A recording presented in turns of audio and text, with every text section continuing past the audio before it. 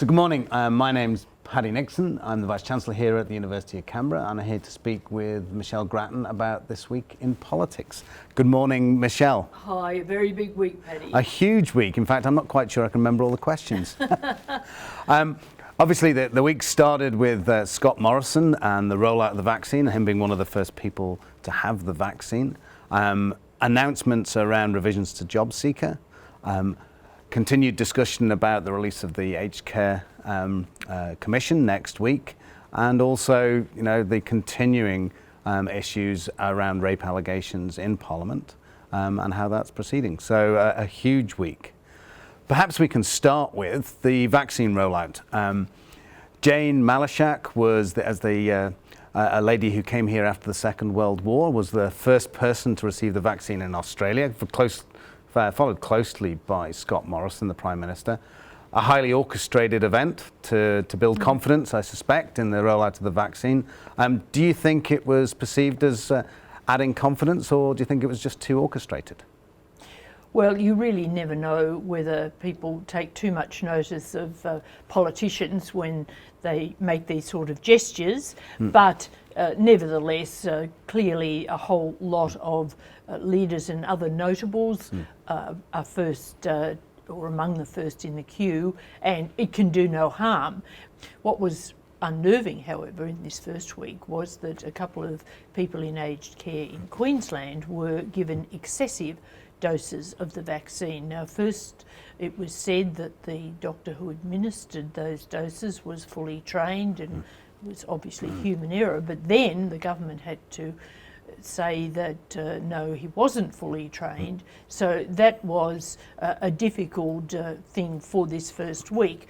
I think that it can be overplayed that the people are okay so far, and that's a great relief, of course, but you are going to get some of these glitches in the rollout. And obviously next week as well, there's been quite a bit of speculation on the report on aged care, the Royal Commission report, which is expected to be damning, I believe. Has the government foreshadowed any sort of plan at all about how it's going to deal and respond with the aged care report? It will be damning, there's no doubt about that.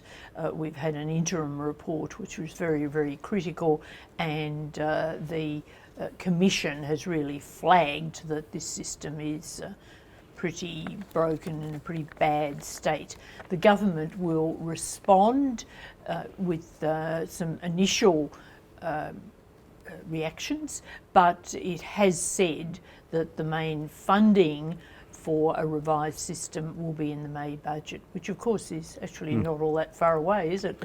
No, and of course this one's going to run for a while as well, because as you say, it'll be exceptionally damning, but the focus then will be on the response and the budget response. Absolutely, and this is a federal government area, and it's one that of course failed in Victoria, the system there, and most of the deaths that we've had from COVID were in Victoria and among aged care residents. So it's a really, really important and challenging policy area for the government. So the government set out this week the changes to Job Seeker, primarily a $50 uplift every 2 weeks, some more stringent constraints on job seekers themselves and obligations, and in fact that's sort of quite what I think is comical dob in the dole bludger request to make sure that they're catching people that are trying to cheat the system. This is actually a net reduction in the amount of job that seeker an unemployed person will receive. How do you think this one is playing out? Because it doesn't seem to be the response that we were expecting, and it's been criticised quite widely. Well, the net reduction, of course, is because the coronavirus supplement now will end in a few weeks. I think that the government has tried to balance a necessary increase in the money, because it was widely recognised across the political spectrum among employers and unions and everyone that it was inadequate. It's tried to balance this with keeping incentive in the system, because it is true, I think, that in certain areas it's in fact quite hard to get labour at the moment. That there are some jobs for example, out in the regions, which just can't be filled, and this is not just fruit picking and the like across the board. So there are these two imperatives of adequacy and maintaining incentives. But the critics say, and I think with good reason, that the $50 a fortnight does not meet the adequacy need. The government is very aware of its own constituency, its own backbench, who didn't want the increase to be too generous, but I think that it could have gone further. Yeah, and in fact, in some quarters it's been termed a betrayal.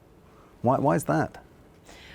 Well, because I think that these are very hard times for many people seeking jobs. As I say, in certain areas there are jobs, and there is an incentive for people to go to those areas and take them up. But nevertheless, mobility is often difficult for people who are unemployed, and so I think that there's a feeling that there should be more understanding of the trials that people face, especially older workers. If they've been displaced during this crisis, it becomes very difficult for them to get back into the labour force. And then there was the announcement this week, Craig Kelly decided to join the crossbenchers. Scott Morrison must have had mixed feelings about this one, a removal of a thorn in his side, but then again a reduction in his voting power within the House. Do you think this is going to be viewed as him losing control of the party? No, I don't think so, because Craig Kelly has been a maverick that no one, frankly, could control. It's perhaps a miracle that they've held his number in the party for as long as they have. The unofficial line in the government is good riddance, because he has been, of course, so outspoken, and there was a fear that he'd undermine the vaccination campaign and so on. He has theories on these unproven treatments for COVID. But on the other hand, of course, squeezing the numbers when they're already tight is not good for a government. Yeah. The government now has lost its working majority on the floor of the parliament. It has an overall majority because the Speaker has a casting vote. So with that casting vote, it has more than everyone else. Yeah. However, the Speaker casts his vote only in the most conservative way to preserve the status quo. So the government is more at risk of losing a vote in certain circumstances, and also if some other event occurs that takes out another of its numbers, then it falls into minority government, which is not disastrous, but is pretty inconvenient. And what does the future hold for Craig Kelly? The future holds a bit of time in the sun, although I think that he will get less media coverage really. Now he's not a rebel Liberal, but he's just another crossbencher. He said that mostly he'll vote with the government, so I don't think we'll see sort of wild behaviour in the parliament. We'll see wild words, but I don't think he'll be voting with the opposition too often. And he was going to anyway lose Liberal pre-selection. He may run as an independent at the election, but I think he'd get very few votes, and I don't think he'd affect the Liberals' hold on his seat of Hughes in Sydney. And then there's been further developments in regard to Britney Higgins. She lodged a formal complaint this week with the police. Further individuals have been coming forward during the week. And then Linda Reynolds, whose office she was in at the time, was admitted to hospital with heart problems, and really starting to raise questions about Linda Reynolds' capacity to be Minister for Defence. How do you think that she's going to develop over the next period of time? Is she going to remain in the job?